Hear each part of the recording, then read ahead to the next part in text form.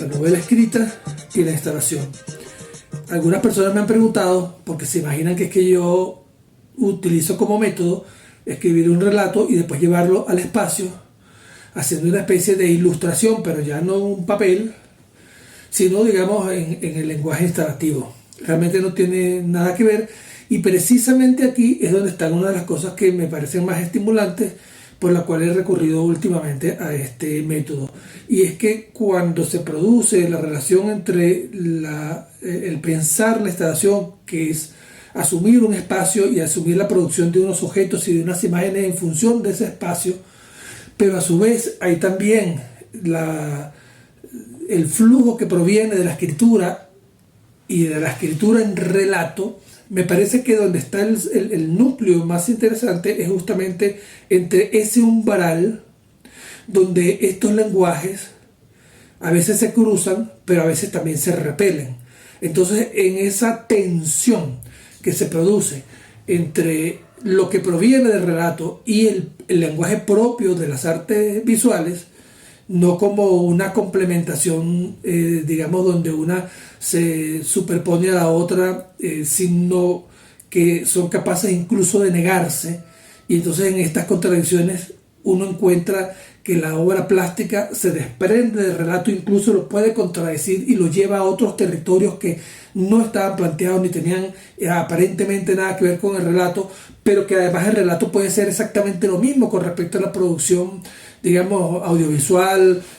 instalativa. Entonces allí es donde me parece que se produce una de las riquezas y aspectos más estimulantes de este proceso de trabajo. Hay algunos que a esto lo han llamado novela de artista. Yo inicialmente no pensé ni siquiera en darle una categoría a este procedimiento, sino que emergió como el resultado de involucrarme, como ha sido la práctica mía común casi que desde que se inició mi trabajo,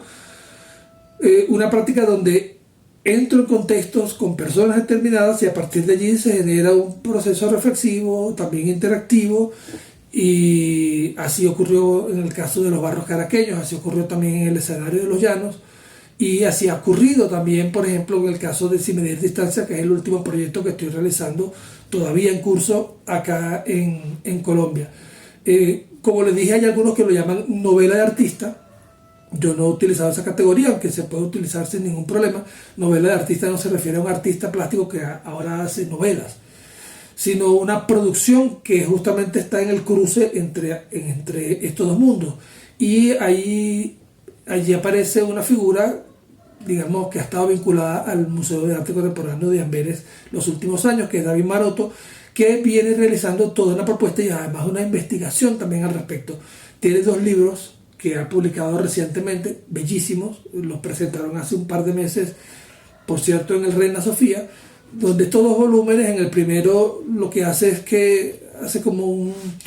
una, no tanto una caracterización, sino más bien como una recopilación vinculada al tema de la novela realizada por artistas, y allí se desprende un cuerpo histórico bastante amplio. Y en el segundo tomo específicamente va sobre la materia que le interesa, que es esta definición que él llama novela de artista.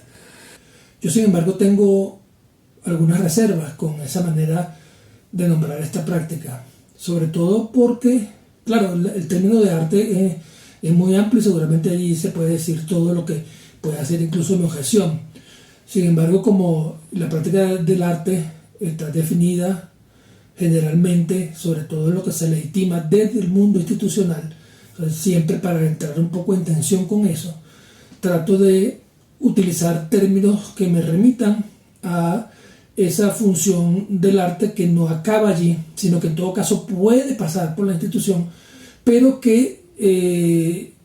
se vincula y se anuda y se produce en otros contextos y con otros sentidos. En mi caso, como he venido trabajando siempre desde prácticas muy vinculadas a comunidades, a lugares específicos, con mundos de vida muy específicos, pues me gusta siempre hacer este tipo de observaciones.